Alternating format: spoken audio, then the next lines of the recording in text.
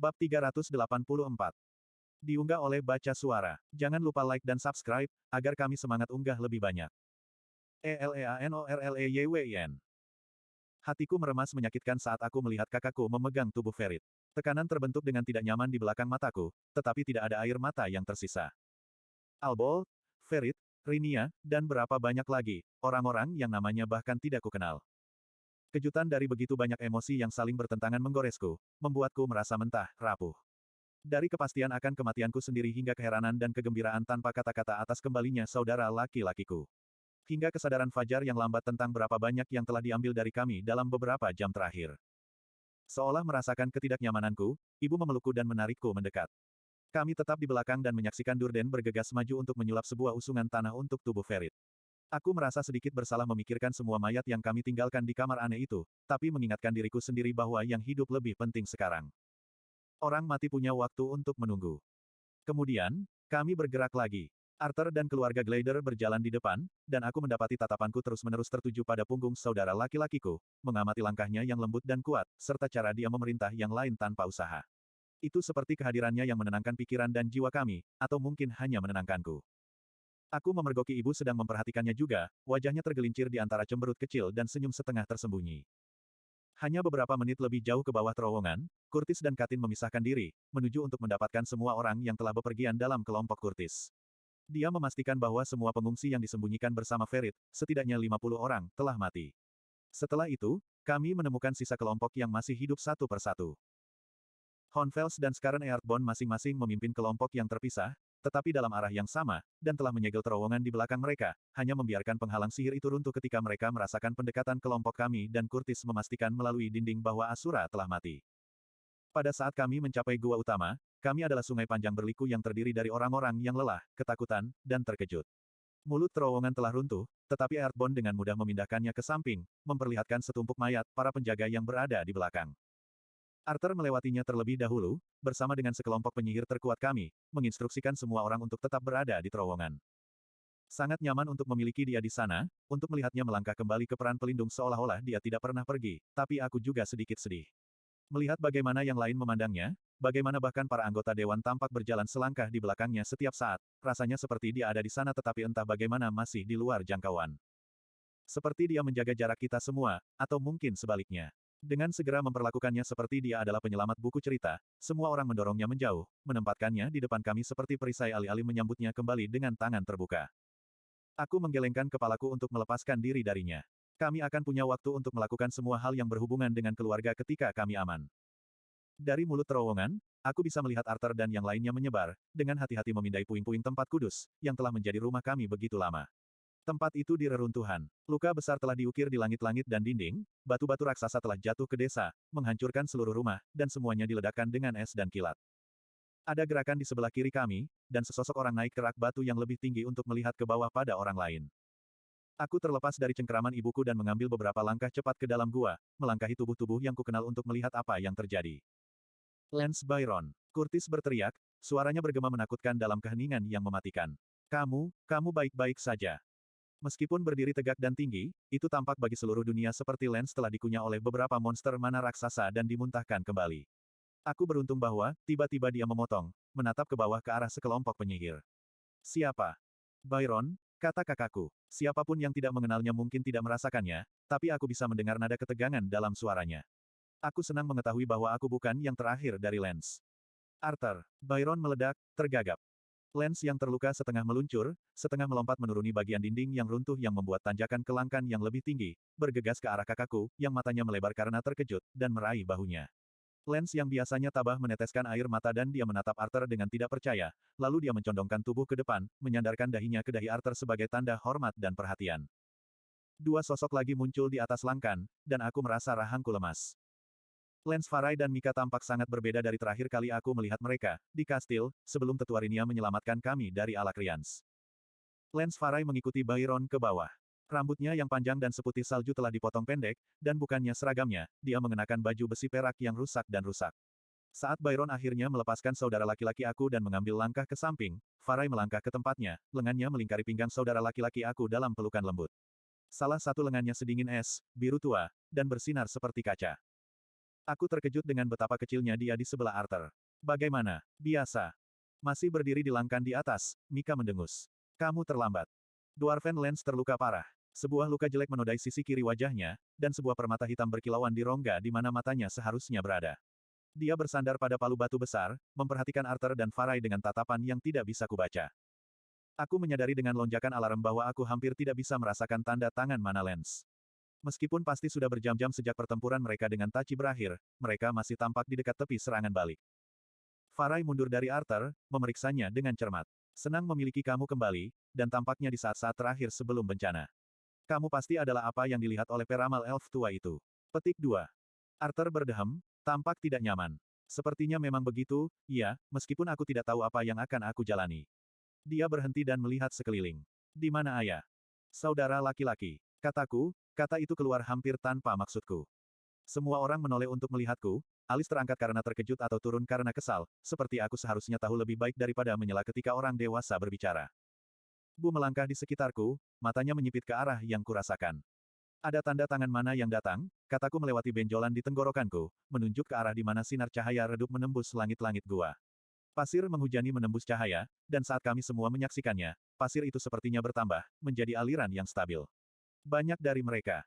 Aku kemudian menyadari bahwa orang-orang perlahan-lahan keluar dari mulut terowongan di belakang aku, karena mereka semua mulai panik dan melompat kembali ke pintu masuk terowongan, mendorong orang-orang yang baru saja mencoba untuk keluar, dan aku tiba-tiba terjebak di tengah jalan. Itu, didorong dari semua sisi.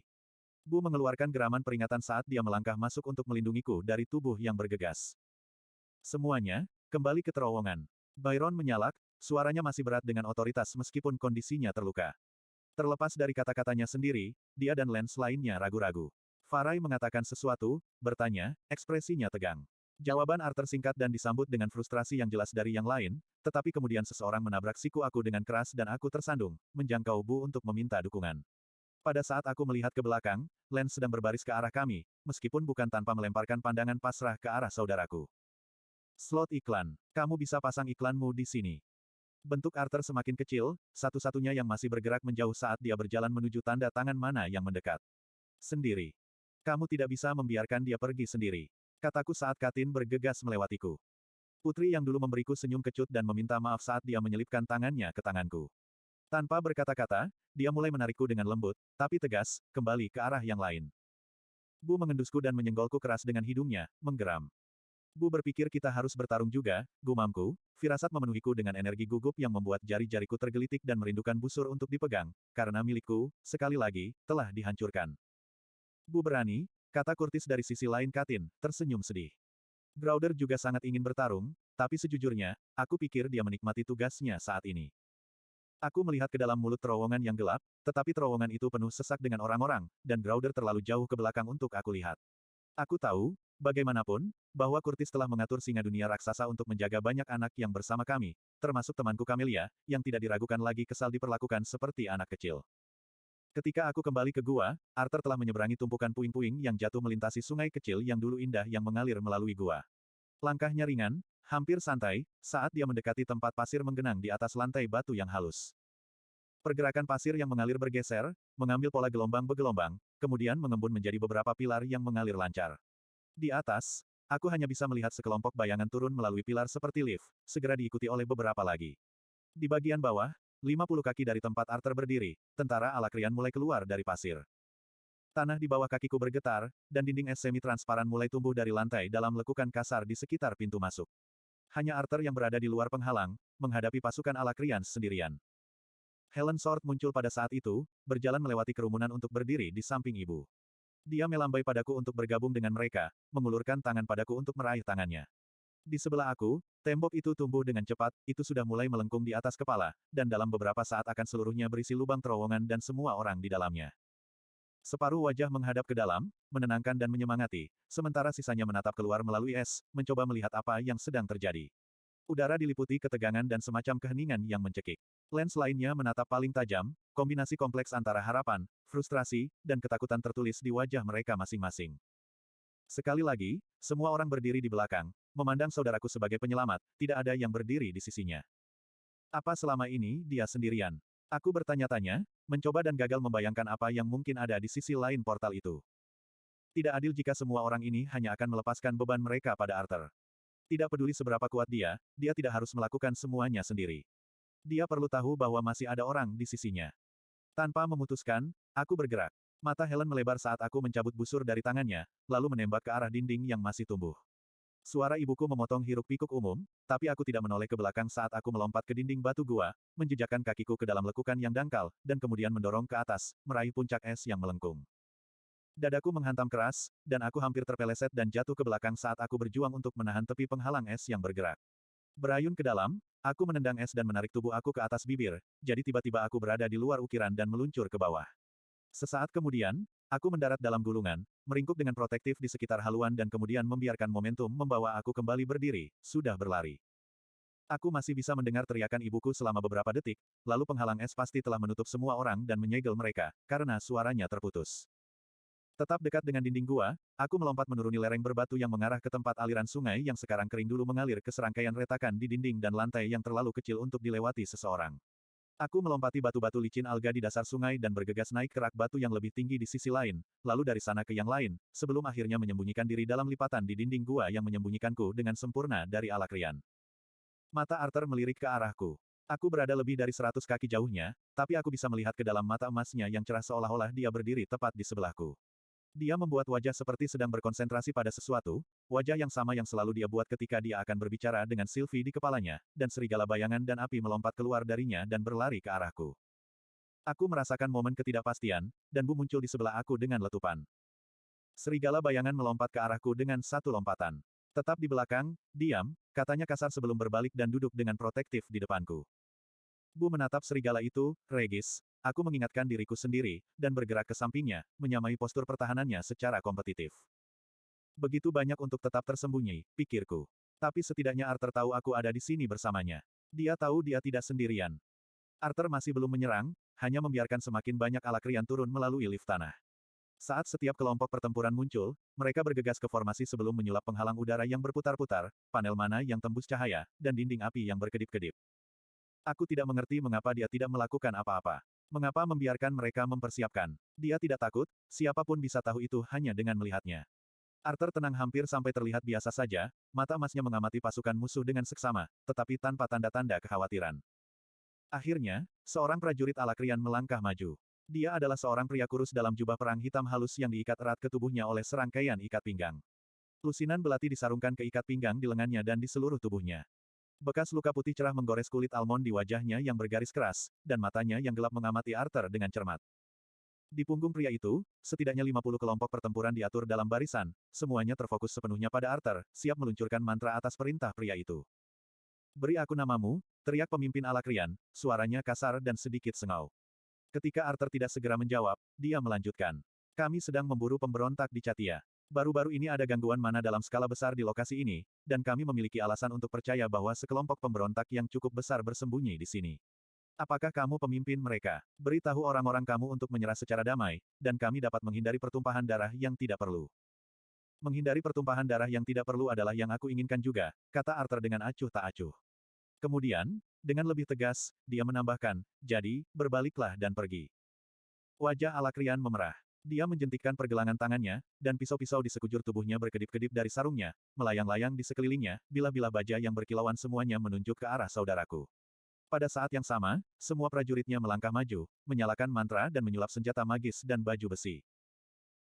Dengan dekrit punggawa Lira Dreide, dalam posisinya sebagai wali sementara di Chaten, semua Dicatian sekelahiran asli yang mengangkat senjata melawan pelayan setia Fritra, atau yang dengan sengaja tidak mematuhi perintah apapun oleh tentara atau pejabat Alakria yang beroperasi di hai nama penguasa, mungkin dihancurkan untuk memastikan perdamaian, kata pria itu, mengucapkan kata-kata itu seolah-olah dia telah mengatakannya berkali-kali sebelumnya. Jika kamu melawan, kamu dan semua orang yang cukup bodoh untuk mengikutimu akan dihukum. Lutut aku lemas, dan aku jatuh ke tanah, tidak dapat melepaskan diri dari beban yang tiba-tiba menekan aku. Aku merasa tersesat dan terjebak pada saat yang sama, seolah-olah aku ditelan oleh lautan tar hitam yang tebal. Bu berputar, merengek, tubuhnya yang besar gemetar ketakutan yang bisa kurasakan di tulangku.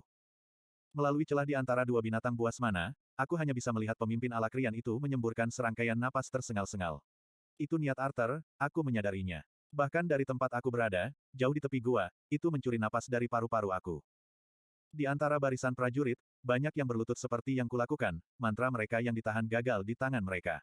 Indra aku menajam ketika aku secara naluriah meluncur ke fase pertama kehendak binatang Bu, dan tiba-tiba, aku bisa mendengar bisikan doa mereka kepada Fritra dan bau memabukkan dari ketakutan mereka.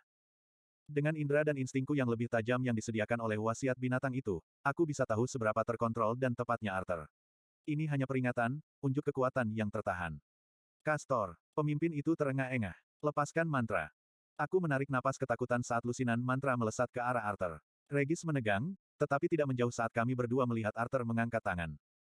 Pancuran cahaya ungu terang meledak ke depan, seperti 10.000 sambaran petir yang diikat menjadi satu di ekornya.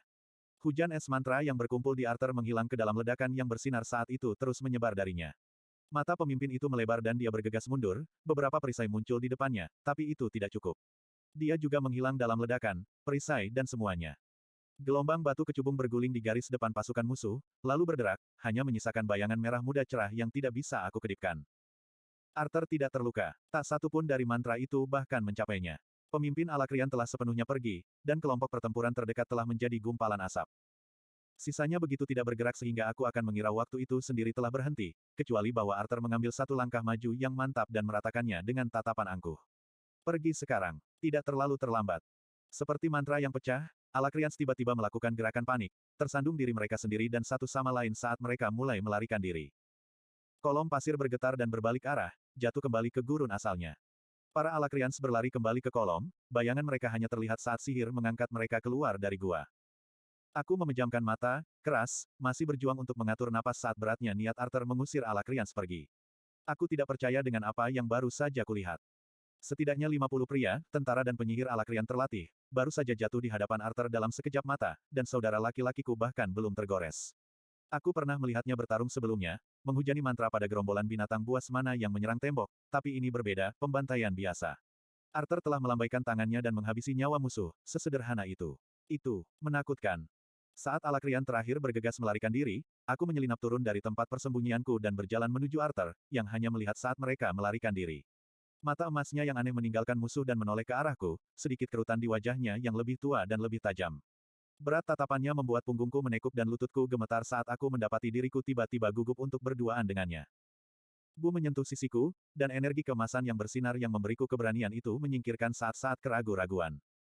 Arthur tersenyum. Kamu telah mencapai tahap acquire. Aku bahkan tidak yakin apakah ikatanmu dan Bu bekerja seperti itu, mengingat. Oh, ya, kataku canggung, lengah. Mataku melompat ke apa yang tersisa dari mayat Alakrian, dan Arthur mengikuti. Mengapa kamu membiarkan mereka pergi? Arthur mengerutkan kening ke arah pasir, yang telah kembali berjatuhan dalam lembaran hujan, sihir yang mempengaruhinya rusak. Dia meletakkan tangannya di kepalaku dan mengacak rambutku dengan ringan, ekspresinya tiba-tiba tegang, seperti kerutan masamnya menyembunyikan rasa sakit yang lebih dalam dan lebih kuat. Orang-orang itu bukan musuh kita. Mereka hanya mengikuti perintah, mencoba bertahan, sama seperti kita. Aku ingin memberi mereka kesempatan. Suara retakan es menghilang, dan aku melirik ke arah di mana para dicatia lainnya mulai menyebar jauh dari pintu masuk terowongan. Apakah kamu benar-benar berpikir kita bisa menang seperti itu? Tanyaku, bertanya-tanya lagi apa yang pasti dialami Arthur selama dia pergi. Ini tidak seperti mereka memperlakukan kami seperti manusia. Jika kita takut untuk... Arthur melingkarkan lengannya di bahuku, memotongku. Aku tidak takut untuk bertarung, El. Dia memberiku senyum kecut. Kamu juga, jelas. Tapi kita harus takut menjadi seburuk apa yang kita lawan. Arthur meninggalkanku untuk merenungkan kata-katanya, berbalik ke arah Lance Farai, yang pertama tiba, terbang seperti dia, tetapi ibu tepat di belakangnya, tampak gemuruh. Dia melihat dariku ke Arthur saat dia mendekat, dan melambat, mengambil napas dalam-dalam. Aku bergegas ke arahnya, melingkarkan tanganku di pinggangnya, tidak mengatakan apa-apa. Dia merapikan rambutku, memimpinku untuk tetap diam. Sebagian besar kerumunan tetap tinggal, dan aku bisa melihat keraguan dan intimidasi yang sama yang aku rasakan beberapa menit yang lalu tertulis dengan jelas di wajah mereka. Kita tidak bisa tinggal di sini sekarang, kata Farai, menatap setelah pertempuran dengan ekspresi penuh perhitungan. Jenderal Arthur, apakah kamu punya rencana untuk apa yang harus dilakukan selanjutnya? Arthur melirik Lance Mika, mendekat dengan berjalan kaki di sebelah Byron. Ya, aku punya ide.